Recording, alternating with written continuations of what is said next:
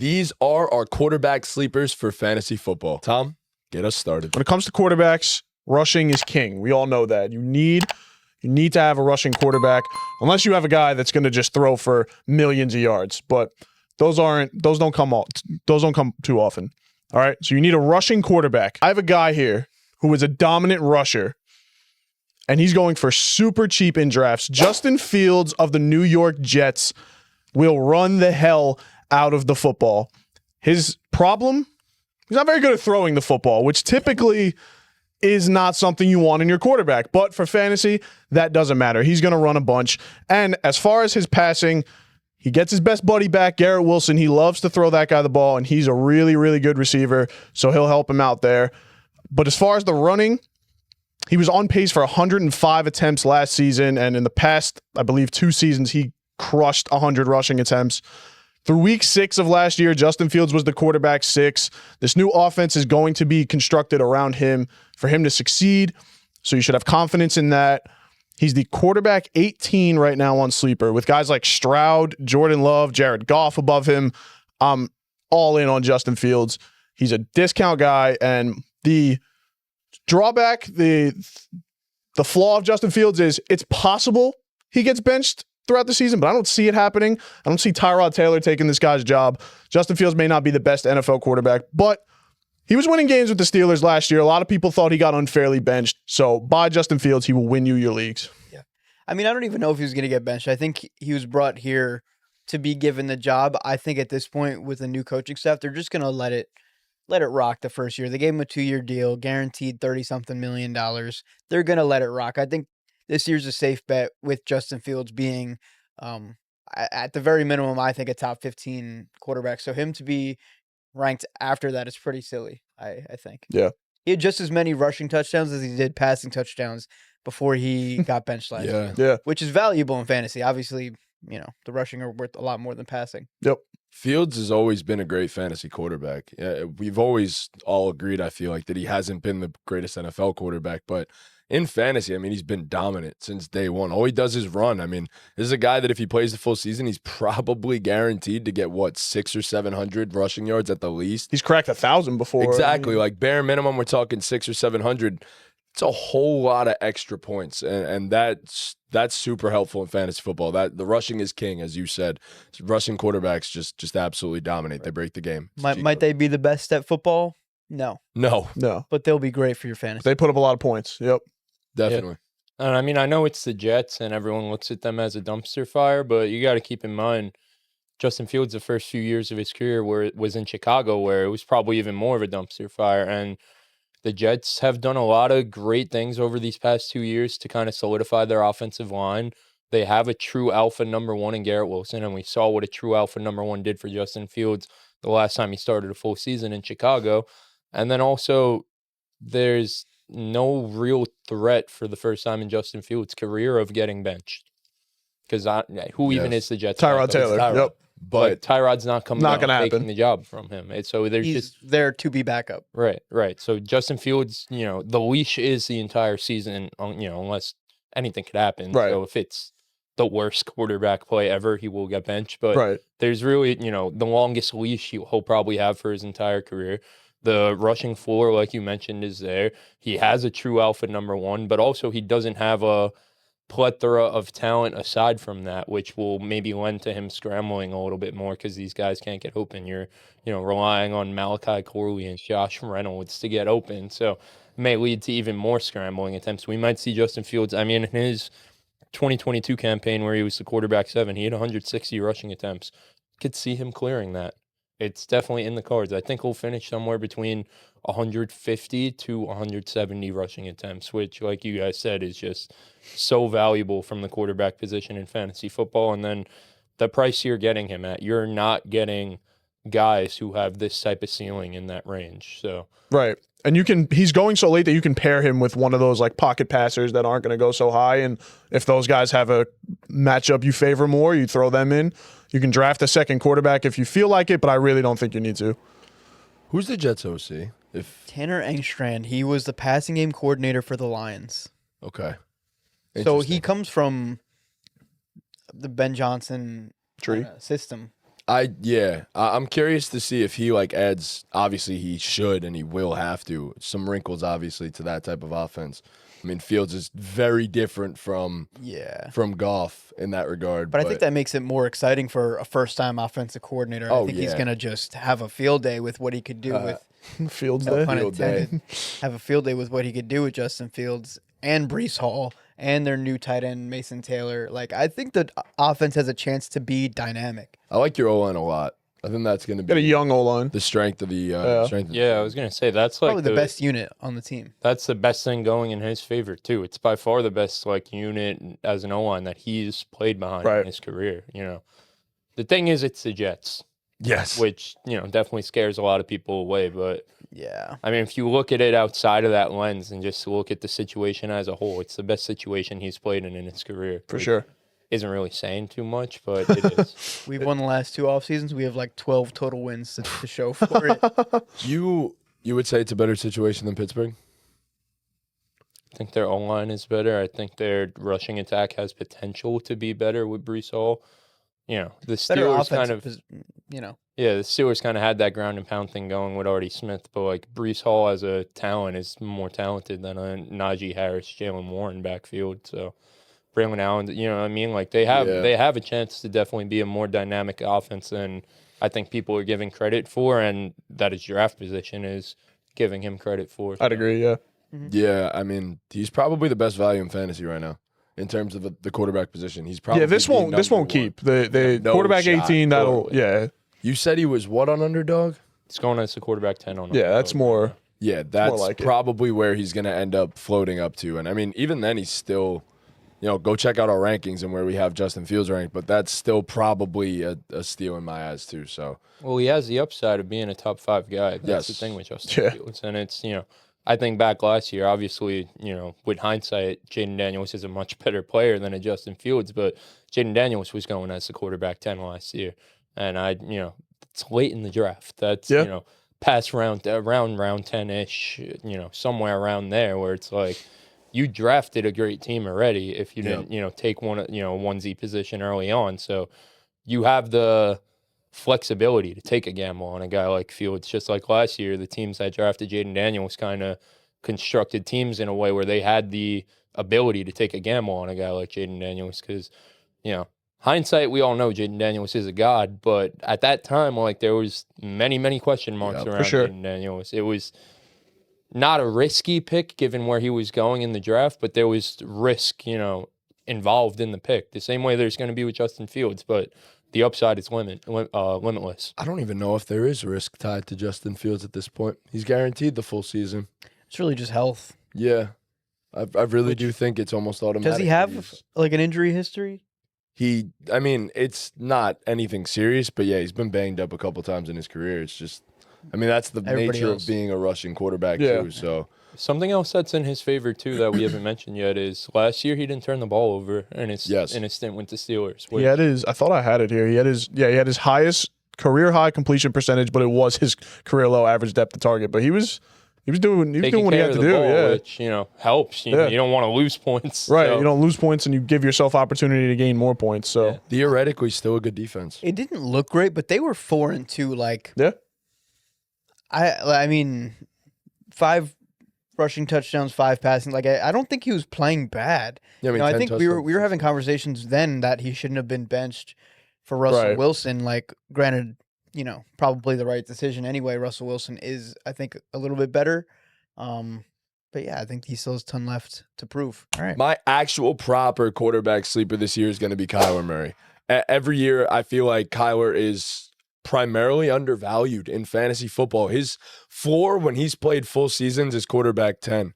And he's being drafted right now at his 4, and that's usually what you want to look for in fantasy football. You said rushing is king. Kyler Murray has never finished with less than 500 rushing yards when he's played a full season, so that's the 4 there. And like I said, if you could get a guy at his 4, that's one of the best things you could do in fantasy football. He's being drafted in about the 8th round right now, and I think that's perfect. After you've built a solid squad and you have the opportunity to go and get a guy that does have top 5 upside at the quarterback position, It's not often that you get the chance to do that. And Kyler also does have the capabilities, unlike Justin Fields, in the respect of he is a very talented passer. He is. There are plenty of games where Kyler will go for 250 and 2 touchdowns and also run a ton. He has week winning upside, which you definitely want to look for. So, yeah, I believe Kyler Murray is definitely due for a little bit of a big season.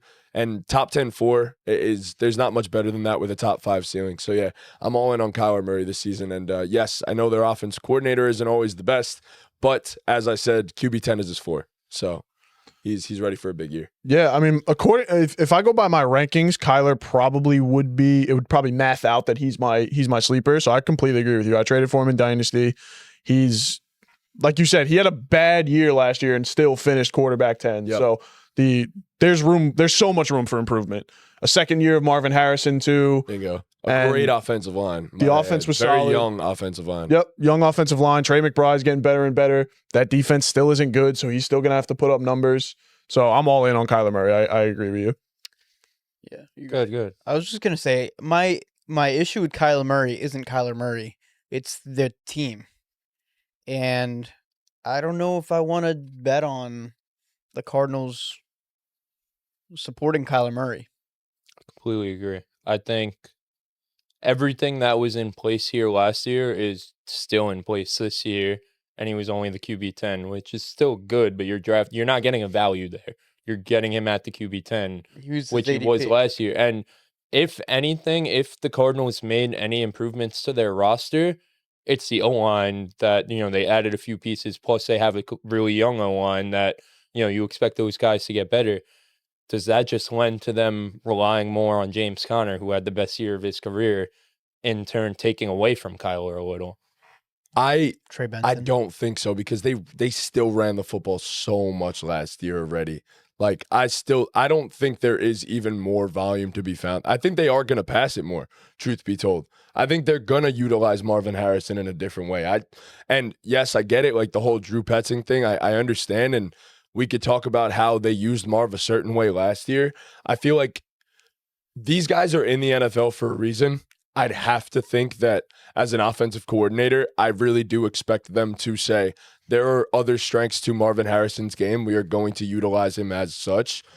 This is one of the generational wide receiver prospects. I expect him to improve the offense and make it much better for next season. And I do think this lends to a Kyler Murray season where he's having 25 to 30 passing touchdowns as opposed to 21 last year and the same volume on the ground. And I think that's automatically, like, we're talking about a top 7 quarterback right there. So maybe I am high on him and I am expecting a little bit more from the situation, but I do think that the Marvin Harrison year 2 breakout is a thing, and that will happen. I think they are going to utilize him differently. So, I mean, I saw someone tweeted about it. I didn't screenshot the tweet or anything, but someone tweeted about it recently that over the second half of the year, they changed the way they were using Marv. They were using him more on those, crossing routes, and that everyone said he'd be better at, rather than using him as a straight vertical receiver, guy. Yeah. And his numbers actually took a dip when they started using him differently. So that's as a guy who loves Marv, we got to call a spade a spade.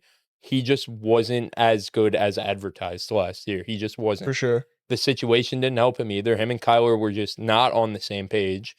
And, can that improve in the offseason? 100%. But from what we saw, they just were not on the same page. Kyler's always going to be limited in terms of that kind of connecting with that type of receiver. He's, kind of going to dink and dunk like he did to Trey McBride over the middle of the field. And then in the red zone, Kyler's limited too, because the field gets smaller and he can't see over guys. Kyler is just, he's limited. I like Kyler the talent, but he has clear limitations. Nothing changed to it in the offense. To me, I don't see a world where Kyler improves on much of what he did last year. Maybe he throws for a few more touchdowns here and there, but to me, I feel like QB10 is kind of the perfect spot. I have him as my QB10, so I have him significantly right. higher. I think it's kind of the perfect spot for him. I mean, can he finish as the QB9 or 8? Yeah, but as a top 5-6 guy, I don't see it.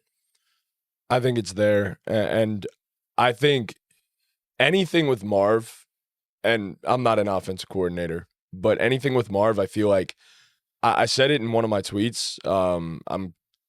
I think Marv is Michael Thomas. I do. Like, I think he's a guy that needs to be used underneath on slants where he could just use his footwork, utilize that, get off a release, and get the ball as a possession receiver. That's a take. I really do. That's a spicy take. I really that was do. just casually said. I really do think that is the type of receiver that he is. He's a big-bodied possession receiver that is great at contested catches.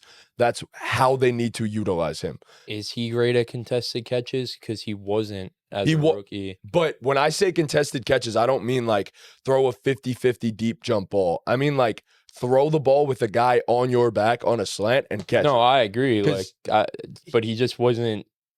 He didn't really show that as a rookie. He showed it in college for sure, but he showed to not have as strong hands as we kind of thought he did. That was part of the problem. He had one drop all year, and according to PFF, he was at like 50% on his contested catches, which is above average in the NFL.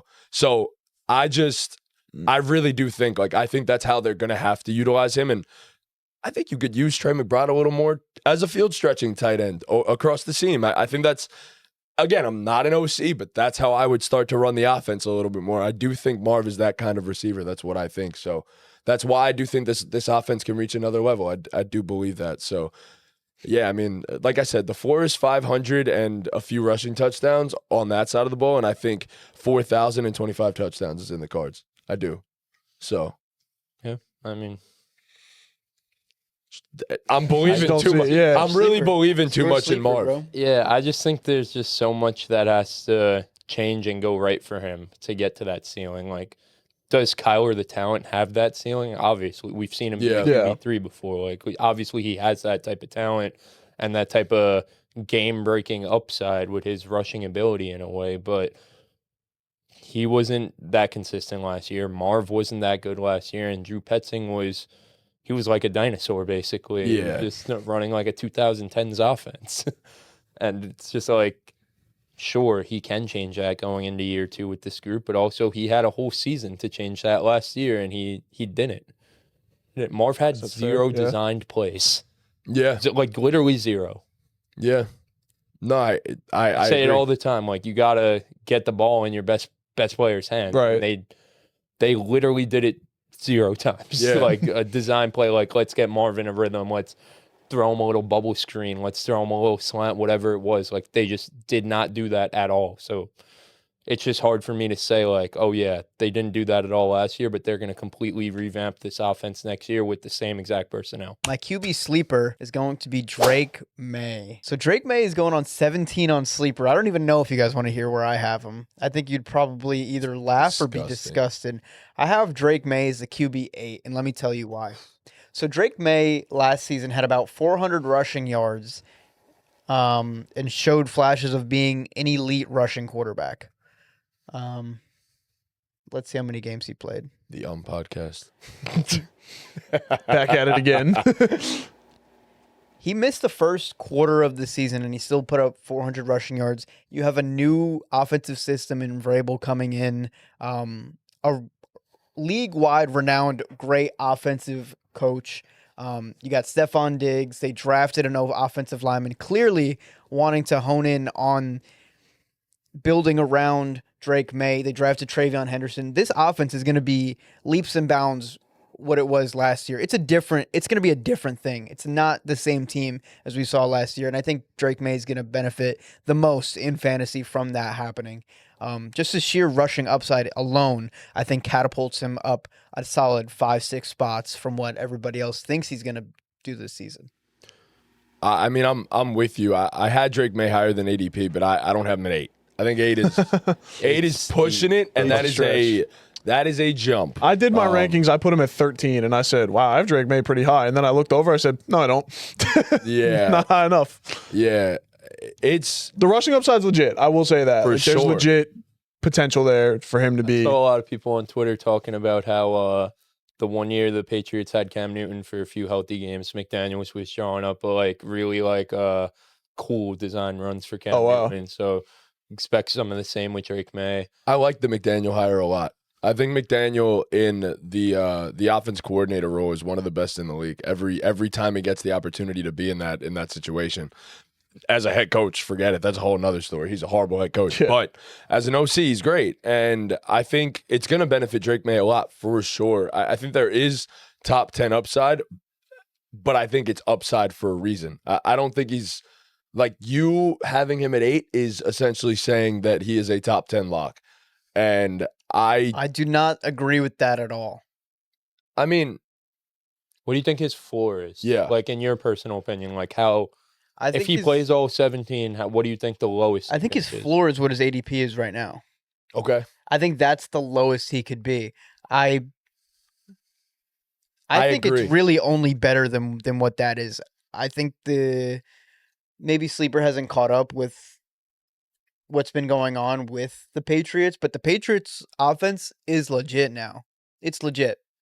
Yeah, I think something else that's in his favor too is that there's no film on this group. You know what I mean? Fair. Like, That'll it's work in the completely beginning new. of the season. Yeah. Yeah, there's no film. It's a completely new group. So I mean, going behind CJ Stroud, Jordan Love, Caleb, like I think he goes ahead of all those guys. I think he goes ahead of Justin Herbert. Like, I want to check what he's going on underdog right now. You have him over Pat, Kyler, Fields. You take him over all those. You'd like legit want him over all those guys in a vacuum, not even like accounting for ADP. I'm taking my shot on that. Yeah. Okay. That's what. But then when you factor in the ADP, you definitely would rather draft him. 100%. Yeah, okay. He's going a little bit higher on underdog. He's going as the QB 14 on underdog. Okay, I'm here for the upside. Yeah, I don't know that I can't be that set in stone on it, but yeah, there's a clear focus, and he's the quarterback. He's the franchise quarterback. If there should be, there's a clear focus on making his life much easier this season because he was running for his life last year when he was rushing, and I think part of that was like, wow, this kid really can run at the NFL level. So let's overhaul that too. So I'm here for Drake Maye. I'm here for actually like the point you just said too. I think a lot of his running was him running for his life. Like I think it wasn't even design runs, and I do wonder how much of that they actually do add. But a lot of it was scrambles, and I'm not sure he's going to be doing as much of that this year. And hopefully that does add to the passing upside of Drake Maye. I think he's a super gifted passer for sure. But I also don't know what the ceiling of this offense is in terms of passing. We're getting Diggs off a torn ACL. And you drafted Kyle Williams, you drafted Travion Henderson. Agreed, but you drafted these guys. Travion Henderson, rookies. You drafted Will Campbell. I love Will Campbell. But again, like we're talking about rookies. I can't say that Kyle Williams, a 4th-round pick, is going to step in and be an absolute dog. But I think just looking at what the direction of the team is, I think there's nowhere for him to go but up. I agree 17. Yeah. There's no way that he's worse. No shot. No shot. I I mean, agree. you would hope. And I think he gets exponentially better in 1 year. I think so too. 8 is crazy. We'll see. hard set at 8 is 8 is a putting tough sell, him at 8 but is crazy. There's a way I hope that it you happens. could Well, balance. He's my sleeper. I'm not going to come on here in this video and say everybody should have him at 8. right. I think at ADP of 17 even QB 14, I would say he has top 10 upside, and I think sure. that is a little bit low for Drake Maye. I would take him before all those guys. Moving on to my sleeper. My sleeper quarterback this year is Dak Prescott. He's the biggest sleeper in all fantasy drafts right now. Going as the QB 16 on sleeper right now. I have him as my QB 6. He's going in about the 10th round. It's very simple with Dak. When he plays, he performs. It's that simple. The thing with Dak is it's kind of 1 year on, 1 year off type of thing. But Dak in the seasons that he's played 16 or more games, he's finished as the QB 7, QB 10, QB 14, QB 2, QB 8, and the QB 3. His last 3 seasons playing 16 plus games, he had 596 passing attempts, 596, 590, averaging 4,600 passing yards and 34 passing touchdowns. To me, the thing with Dak is his floor is about 4,000 passing yards and 30 touchdowns, which is in a vacuum probably good enough to get him at least the quarterback 10, which to me, that's what I think his absolute floor is if he plays all 17 or even plays 16, like I mentioned with those stats there. You obviously have to bake in injury concerns with Dak, but the trends say he has 1 year off, 1 year on. So he had a year off last year. This should be a year on based on history. So I'm kind of like throwing the injury stuff out the window with Zach. Yeah. To me, because it's like he's shown that he bounces back from his injuries. That's kind of the Dak cycle. And then, the Cowboys still have no run game. You brought in Javonte Williams and Miles Sanders. I don't think either of them are changing the run game. They still have no run game. Jadon Blue. Jadon Blue, shout out to him. That's my dog, but he's not doing too much. Don't even. And then they were the 27th ranked defense according to PFF, like overall defensive rankings last year. I expect that to take a little bit of a jump because, you get Micah back, you get the guys in the secondary a little bit healthy. But overall, I think they're a bottom half defense, which that's kind of the cheese to fantasy football, especially at the quarterback position. You want quarterbacks in high passing volume offenses with no run game and bad defenses. And that's exactly what the Cowboys are. Check. Yeah. Yeah, to me, Dak Prescott is like the discount Joe Burrow. Their situations are very similar. Obviously, Joe Burrow has, better things going for him, a better wide receiver 1, better wide receiver 2, and even worse defense. So, and that's why and also he's a better player. So that's why Joe Burrow's going where he's going. But I think if you have your eyes on a Joe Burrow and you miss out on him, I think Dak's a fine guy to plug in there, especially with the discount. I mean, we've all talked about it. It's early days. It's the beginning of July. Sleeper's not really updated to its fullest capacity right now because no one's drafting on there. But even on Underdog, Dak's going on the QB12 as the QB12. I'm still taking him there. Like I said, I think he's the QB6. I think his floor is the QB10. So if I could get him at a discount, get him later than the QB10, there's just no reason not to draft him. And then plus they had a guy like George Pickens who is just a significant upgrade over Brandon Cooks. Shout out to Brandon Cooks. Had a Still doing great career. He's back in New Orleans now, so I hope he does well, I guess. I didn't even know that. Wow. Yeah, back in New Orleans now. He's retiring after this. Yeah, I don't think he's going to play much, but he's there. Yeah. He's there. He's getting cooked. reps in, but yeah. Cooked. Literally cooked. Cooks is cooked. I agree. I think he's the perfect QB sleeper. Yeah, I have him. Ept analysis. I have him in 8. Only a couple spots behind you. Yeah. Lost tapes. Couple spots behind you. I completely agree. My point was going to be the discount Joe Burrow thing. It's the situations. The Cowboys are discount Bengals this year. I think the Cowboys are going to be that team that you're itching to play. You want your players to go up against every week because they're going to have to throw the ball 45 times a game and to put up points and stay alive in these games. And especially if you draft CeeDee Lamb, that could be a league-winning stack right there, Dak and CeeDee. We've seen it before. It can happen again. Dak's got the resume, and it's a great situation for him. He's going to throw the ball a ton. He's an underrated NFL quarterback, so he is a really good NFL quarterback. So the talent is there. The situation is there. The history is there. So I'm all the way in on Dak for sure. Yeah, I mean, I love Dak as a fantasy quarterback. I think QB12 is about right, in my personal opinion. I understand why you draft him higher. I think QB12 makes a lot of sense as to why he'd be drafted there. My concern, and I do think the situation is better. I do think the defense is better than people are giving it credit for too. But I think bottom half is fair to say for them. I think they're about middle of the pack. But I will say this. Last year when Dak played at the beginning of the year, it wasn't good. Like, it wasn't the Dak that we expected. And I don't even know if you really can attest that to injuries. The injuries did eventually happen. The Cowboys were just poverty for a little while in the beginning of the season, and Dak was a portion of the blame for that. I'm concerned about that I own him in Dynasty, and I'm concerned about that for this upcoming season. I don't know if that Dak is there, and I hope it is, and they're going to have to throw the ball a ton. But yeah, that last season's start definitely concerns me a little bit. I mean, it wasn't the prettiest. It definitely wasn't. So I just think the historical trends say 1 year on, 1 year off. Yeah. And they also addressed O-line. They spent the first-round pick on Tyler Booker, so the O-line should be a little bit better if he's, as good as advertised, as good as they hope he could be. So that, helps him a little bit. That's in his favor a little bit. So, yeah, I just think, right here, like at QB16, you have to take him. Obviously, I think, he's going to go up a little bit come draft time, but if you get him any later than the QB10, I think it's just a no-brainer pick for me. When he, if he slips in there and starts going as the QB9, QB8, like, I could be okay with some reservations. Obviously, I still have him a little bit higher at the QB6, but like I said, I think the floor, if he plays all the games, is QB10. So